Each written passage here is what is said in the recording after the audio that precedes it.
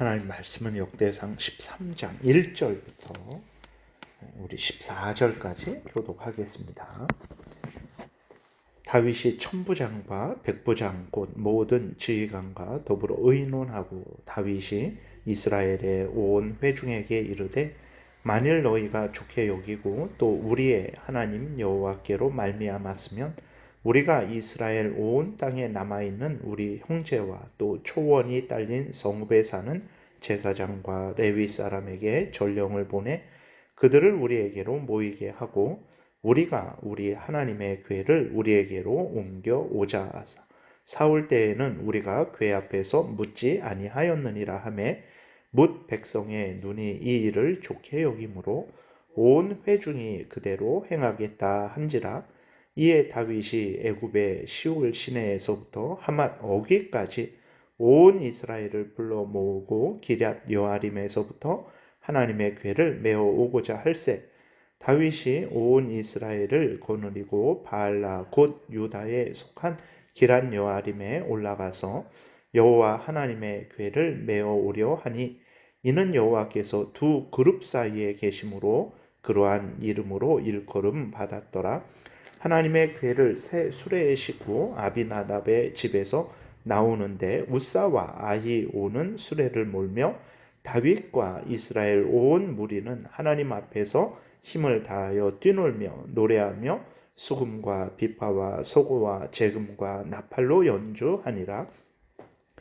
기돈의 타작마당에 이르러서는 소들이 뛰므로 우사가 손을 펴서 궤를 붙들었더니 우사가 손을 펴서 궤를 붙들므로 말미암아 여호와께서 진노하사 치심에 그가 거기 하나님 앞에서 죽으니라. 여호와께서 우사의 몸을 찢으셨으므로 다윗이 노하여 그곳을 베레스 우사라 부르니 그 이름이 오늘까지 이르니라. 그날에 다윗이 하나님을 두려워하여 이르되 내가 어떻게 하나님의 궤를 내 곳으로 오게 하리오 하고 다윗이 궤를 옮겨 자기가 있는 다윗성으로 메어 드리지 못하고 그 대신 가드 사람 오벳 에돔의 집으로 메어 가니라. 하나님의 궤가 오벳 에돔의 집에서 그의 가족과 함께 석 달을 있으니라. 여호와께서 오벳 에돔의 집과 그의 모든 소유에 복을 내리셨더라. 아멘. 기도드리겠습니다. 살아계신 하나님 감사합니다. 이 시간 하나님의 말씀을 전하고 듣습니다. 성령께서 역사하셔서 우리를 향한 하나님의 뜻을 잘 깨달아 알게 도우시고 또 하나님이 알려주시는 대로 잘 믿고 따르게 도우소서. 감사드리고 예수 그리스도의 이름으로 기도드렸습니다. 아멘. 오늘 본문에는 이제 다윗이 왕이 된 이후에 하나님의 법궤를 예루살렘으로 옮겨오고자 계획하는 그러한 내용이 기록되어 있어요. 다윗이 하나님의 법궤에 대해서 관심을 가지고 법궤를 예루살렘으로 옮기고자 하는 것을 통해서 하나님이 나타내 보여주시는 것은 다윗이 하나님을 얼마나 사랑하는지 그리고 하나님을 얼마나 경외하는지를 보여주시고자 하는 것이고 또 아무리 그렇게 하나님을 사랑할지라도 하나님을 사랑할 때에는 반드시 하나님의 뜻대로 하나님이 알려주신 법대로 하나님을 사랑해야 된다라는 것을 우리에게 가르쳐 주고 계십니다. 다윗은 진실로 하나님을 사랑하고 의지했어요. 늘 하나님의 영광을 추구했고 하나님을 기뻐하고 즐거워했습니다. 늘 하나님 곁에 있기를 원했어요. 그러니까 하나님은 어디에나 계시죠. 지금도 하나님은 어느 곳에나 계십니다. 미국에서도 하나님의 이름을 부르며 하나님의 은혜를 구하면 하나님께서 함께하여 주시고 대한민국에서도 마찬가지죠.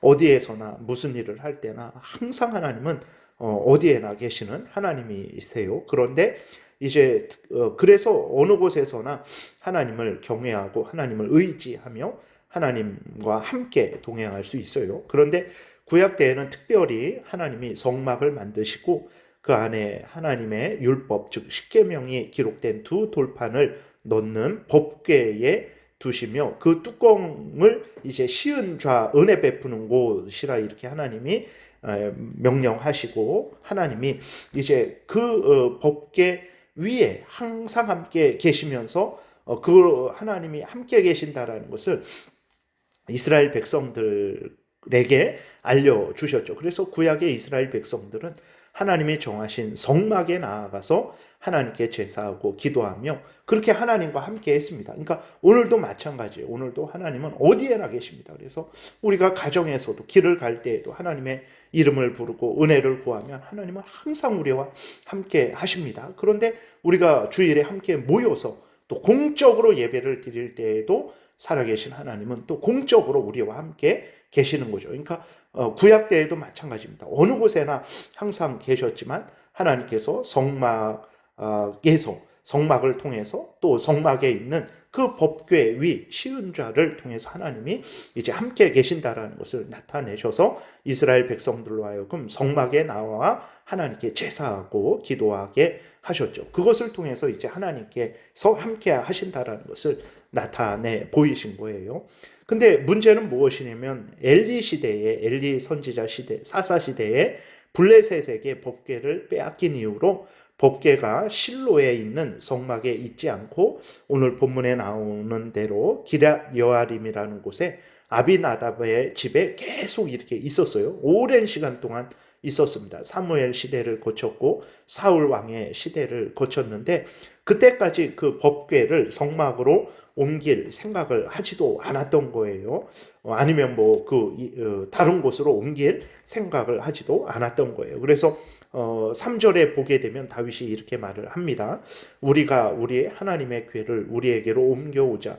사울 때에는 우리가 궤 앞에서 묻지 아니하였느니라. 하나님께서 그 성막에 나와서 하나님의 그 법궤가 있는 그 성막에 나와서 하나님께 제사하고 하나님께 기도하고 은혜를 구하라고 말씀을 하셨는데 성막은 실로라는 곳에 있고 또 법궤는 또 기럇 여아림 아비나답의 집에 있고 그래서 그 하나님이 함께 계신다라는 그 법궤 성막에 나아가서 기도하고 그러지 않았던 거예요. 이러한 상황에서 다윗은 하나님이 임재하시는 것을 나타내는 법궤를 이제 예루살렘으로 옮겨오고자 했던 거죠. 그래서 그 법궤를 통해서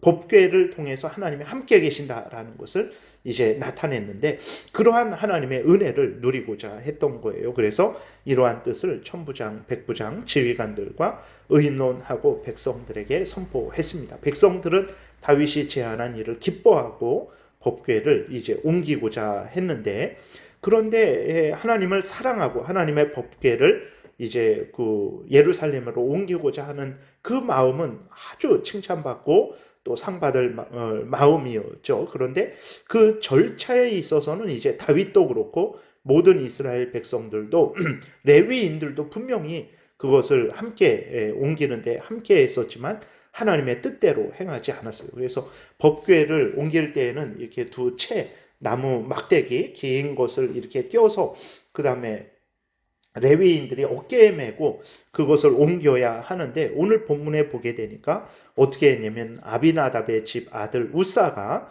그 법궤를 옮기는 거예요. 제사장도 아닌데 그 법궤를 옮깁니다. 그리고 법궤를 옮길 때에 수레에 싣고 옮기는 거예요. 하나님이 이것은 금하셨습니다. 그래서 하나님은 정하신 법대로 법궤를 옮기지 않자. 법궤는 이제 하나님이 함께 계신다라는 상징이거든요. 하나님이 이스라엘 백성들과 함께 있다라는 것을 나타내는 그러한 상징입니다. 그러니까 그 법궤를 함부로 대하는 것은 하나님을 함부로 대하는 것과 같은 거죠. 그래서 하나님의 뜻대로 이제 법궤를 옮기지 않는 것에 대해서 하나님께서 우사를 치십니다. 그러니까 하나님이 그 법궤는 절대로 만지지 말라 그랬어요. 그 법궤 안도 들여다보지 말라 그랬어요. 그렇게 되면 죽는다라고 하나님이 말씀을 하셨는데 근데 이렇게 그 소가 뛰니까 수레가 흔들리고 기울어지니까 법궤가 떨어질 것 같단 말이에요. 그래서 떨어지지 못하게 우사가 그것을 붙잡았는데 중요한 것은 무엇입니까? 하나님은 정말 법궤가 땅으로 떨어지게 하실 것이냐? 그거는 모르는 일이에요. 근데 어쨌든 흔들리니까 법궤가 떨어질까봐 우사가 그것을 붙들었는데 그것은 하나님의 말씀을 명령을 어긴 거가 되는 거죠. 그래서 하나님께서 우사를 치셨습니다. 그러니까 우사가 죽었죠. 우사가 죽자 다윗과 모든 백성들은 하나님을 두려워해서 법궤 옮기는 것을 멈추고 중간에 있는 가드 사람 오벳 에돔의 집에 법궤를 두었어요.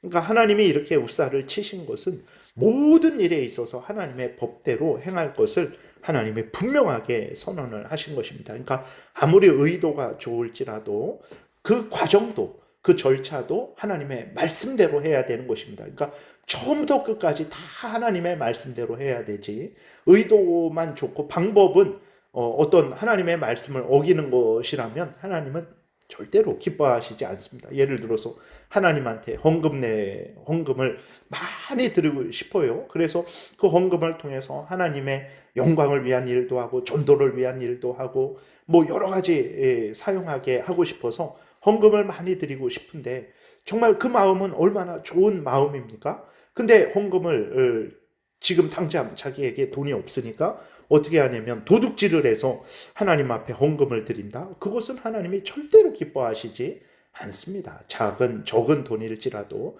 열심히 땀 흘려 정직하게 합법적으로 일해서 얻은 그 물질을 가지고 하나님께 드릴 때에 하나님은 그것을 기뻐하시고, 그 물질이 적을지라도 하나님은 그것에 은혜를 내려주셔서 큰 일을 하게 하실 수도 있는데, 그러지 않고 이제 도둑질을 해서 하나님께 드린다면 그것은 있을 수 없는 일이죠. 그러니까 오늘 본문에 보게 되면 우리는 하나님이 너무 하시는 거 아닌가, 이렇게 정말 이스라엘 백성들이 하나님을 사랑했고 그 다음에 하나님의 그 법궤가 떨어질까봐 일부러 호기심에 만진 것도 아니고 떨어질까봐 만진 것인데 하나님께서 그렇게 우사가 죽게 하실 수 있는가 우리가 생각을 할 수 있지만, 말씀드린 대로 모든 것들은 하나님의 법대로 해야 됩니다. 의도가 좋다고 하나님의 법을 어기면 그는 있을 수 없는 일이죠.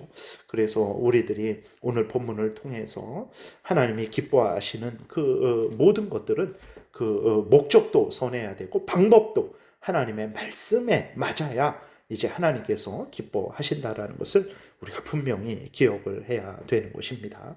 그래서 오늘 본문을 통해서 하나님은 하나님의 법대로 행하지 않는 게 죄죠.